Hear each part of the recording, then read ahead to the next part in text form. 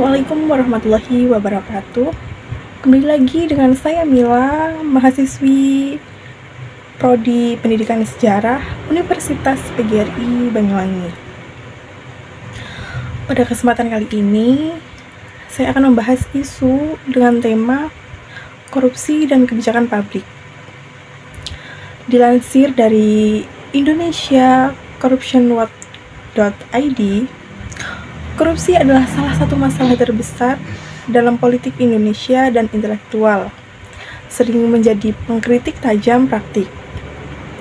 Praktik korupsi semakin meluas dan merambat masuk ke dalam pelaksanaan proses politik dan pemerintahan. Maka dari itu, kebijakan publik yang seharusnya menjadi cara pemerintahan untuk menyelesaikan masalah justru menjadi sarana formalisasi dan legalisasi kepentingan segelintir pihak. Dengan demikian, korupsi kebijakan publik dapat dipahami sebagai salah satu jenis korupsi politik. Adapun salah satu bukti empirik korupsi kebijakan politik adalah konflik kepentingan yang terdapat dalam Omnibus Law Cipta Kerja. Menurut Horgelwet adalah unsur penting yang ada pada bidang politik, yaitu kebijakan publik, juga dapat diartikan sebagai mencapai tujuan tertentu dan dilakukan di dalam waktu tertentu. Dan beberapa aktivitas pemerintah yang dilakukan untuk memecahkan sebuah masalah yang ada di masyarakat baik secara langsung maupun melalui beberapa lembaga yang memiliki pengaruh di kehidupan masyarakat. Dalam persoalan tersebut yang dilansir dari BBC News Indonesia adalah salah satu perusahaan investasi fiktif yaitu PT Taspen berujung kerugian negara sebesar ratusan miliar. Terdapat sebuah kasus yang disebut pengamat kian menunjukkan bobroknya pengelolaan dana jaminan sosial oleh perusahaan milik pemerintah. Menanggapi persoalan ini, Corporate Sekretari PT Taspen mengatakan pihaknya akan bersikap kooperatif dan mendukung penyelidikan Komisi Pemberantasan Korupsi.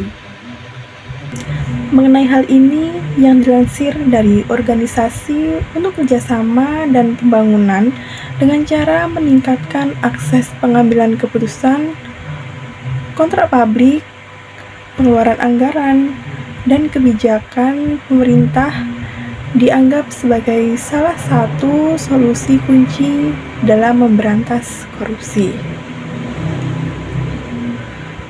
Dan untuk memperkuat sistem hukum yang independen dan efisien untuk menangani kasus korupsi, sistem peradilan yang lemah seringkali tidak mampu mengungkapkan untuk menghukum pelaku korupsi dengan tegas. Seharusnya dalam keadaan seperti hal tersebut itu wajib dilakukan hukuman yang sangat tegas. Jikapun tidak, maka akan semena-mena mengenai hal yang lainnya. Maka korupsi mengganggu proses pengambilan keputusan yang seharusnya didasarkan pada kepentingan umum. Sebaliknya, keputusan sering dibuat berdasarkan kepentingan pribadi atau kelompok tertentu atau yang terlibat dalam praktik korupsi. Ketika korupsi meluas dalam birokrasi, pengawasan menjadi lemah, sehingga menghambat kemampuan pemerintah untuk menyediakan layanan publik yang efektif dan adil. Hal ini menciptakan situasi di mana warga negara tidak percaya pada lembaga-lembaga pemerintah, dan yang pada gilirannya mengurangi partisipasi publik dalam proses politik dan kebijakan. Dan pada hal ini, korupsi harusnya ditangani oleh hak yang berwajib. Dengan tindakan tersebut mungkin sangat adil bagi lainnya. Demikian penyampaian isu pada hari ini. Kurang lebihnya mohon maaf. Wassalamualaikum warahmatullahi wabarakatuh.